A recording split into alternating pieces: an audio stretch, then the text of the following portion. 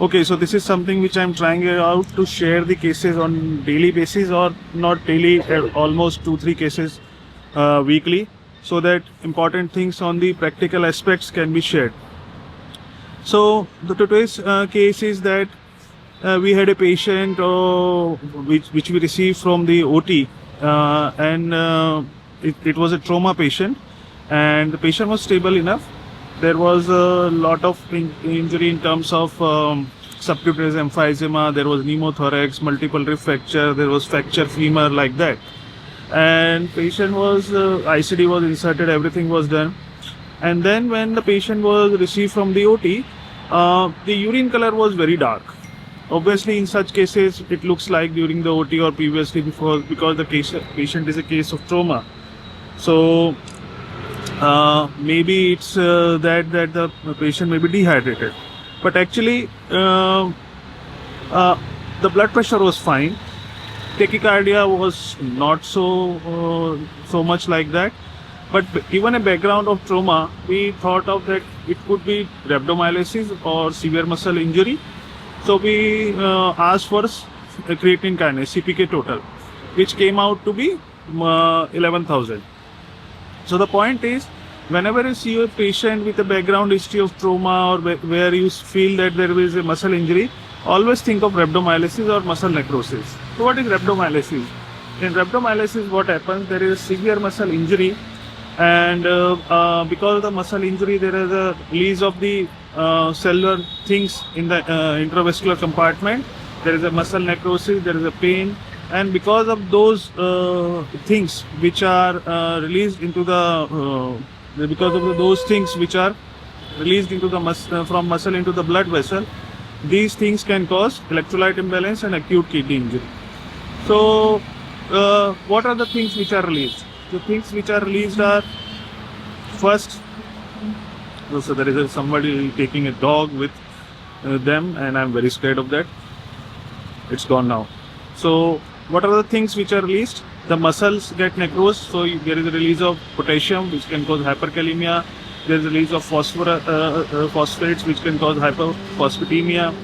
There is a hypocalcemia, and the most important is myoglobin release. Muscle injury cause myoglobin release into the blood vessels. Now this myoglobin is a monomer, and it is not protein bound. So it can get easily filtered through the kidneys, and it can block there, and it can cause acute kidney injury. While hemoglobin is a tetramer and it is protein bound, so large amount of hemoglobin needs to be there in the blood so that it gets released into the kidneys. So what are the levels at which you need to get alerted that this creatine kinase can cause acute kidney injury? From rhabdomyolysis, we are worried about, first is acute kidney injury, second is your electrolyte disturbances, third actually is regarding the muscular compartment syndrome, which can cause it because of the muscle necrosis. And the muscle compartment syndrome can be of the blood vessels, can be of the nerves, can be of the muscles per se. So compartment syndrome is one thing. Now the second thing which we are worried about, acute kidney injury and the electrolyte imbalance. So I told you this because myoglobin is a monomer. It can get it is not protein bound. It can get filtered into the through the urine, and it can cause acute kidney injury. So 1 to 1.5 milligram per deciliter is the value by which it can be detected in the urine. But to cause a change in the color of the urine, somewhere around 100 to 300 milligram per deciliter is the value which is required. Then it will cause myoglobinuria, which can be visibly detected. You can detect it before that also by the urine test. But to visibly make a urine change, this much amount should be there, 100 to 300 milligram per deciliter. So what level we need to worry about? So there are two classifications. One is exertional rhabdomyolysis, and other is non-exertional rhabdomyolysis. Exertional rhabdomyolysis, like trauma history is there, excessive marathon runners which runs too fast beyond the capacity, don't get hydrated. So hypovolemia, why hypovolemia occurs? Because of the muscle injury, lot of fluid gets squeezed into the extracellular compartment and can cause edema there, and also the patient is dehydrated. So And non-exertional things like alcoholism or toxins or hyperthyroidism. So these are, you can go through the list, there are various causes. So in exertional, it is more than 10,000, and non-exertional, it is 5,000 CPK. But important is you can take 5,000 as a abbreviatory cutoff. Beyond this, there is a risk of acute injury and electrolyte disturbances are very much. So what you need to do? You need to hydrate the patient, you need to tweak the hypovolemia, so the urine output should remain at least 3 to 5 ml per hour. So if there is a 70-80 kg person, so you should target urine somewhere around 150 to 200 or 250 ml per hour. For this, you need to supplement fluids, lot amount of fluids. And if the patient is not in the fluid overload by giving lots and amount of fluids, then no issue. You maintain that good amount of fluid so that urine comes around 3 to 5 ml per hour, and this will cause the flushing of the kidneys and will prevent AKI. So creatinine kinase half-life is somewhere around 2 to 12 hours, and it gets cleared somewhere around, I think, 1.5 days.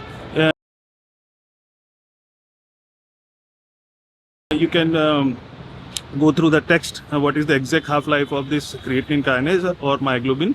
But on the second or third day, the creatinine kinase level starts to get down. If it is not getting down, you should think of whether the muscle necrosis is still going on or look for other causes.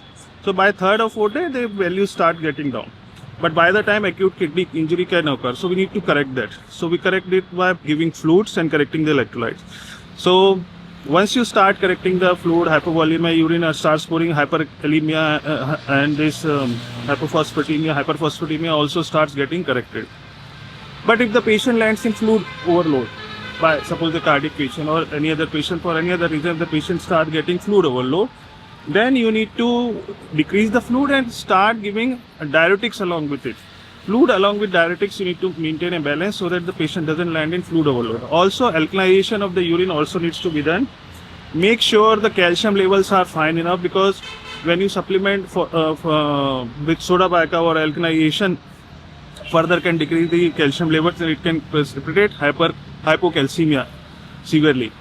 So maintain hydration. If the patient is not in fluid overload, good lots amount of fluid, maintain urine up to 3 to 5 ml per hour. Then if the patient is in fluid overload, decrease the fluid, supplement diuretics and alkalinization of the urine, correct the potassium. If the urine is good, hyperkalemia and hyperphosphatemia gets corrected very easily.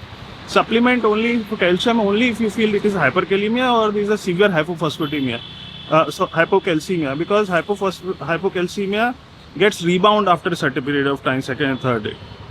So, and keep monitoring the creatinine kinase level. So maintain that. On the first day, we hydrated the patient well. Second day, we found the patient is developing signs of fluid overload, pulmonary edema, so we supplemented with diuretics. Then a little bit of alkalinization, and then finally its creatinine kinase went up to 15,000 and then came down to 3,000. The patient's urine got cleared and the patient is fine enough, and patient is now shifted also. So this is something about rhabdomyolysis. So any trauma patient or a patient who has a history which can suggest that this patient can have like hyperthermia, very severe hyperthermia in heat stroke patients. If you feel that this patient can have rhabdomyolysis, always check the creatinine kinase levels. Myoglobinuria may or may not be present, and if you don't get myoglobinuria, don't rule out rhabdomyolysis. Maybe it's impending, maybe the levels are not fine enough, levels high enough to get excreted in the urine, but check the creatinine kinase level. Now go and read rhabdomyolysis quickly. You will now have a better clarity on this. And do post me in the comment whether you like this style of teaching. At the end of the day, if something is there I can share. This is I'm trying for the first time. I am very conscious that people are seeing on the back what this fellow is doing, but I hope you people will like it. Thank you.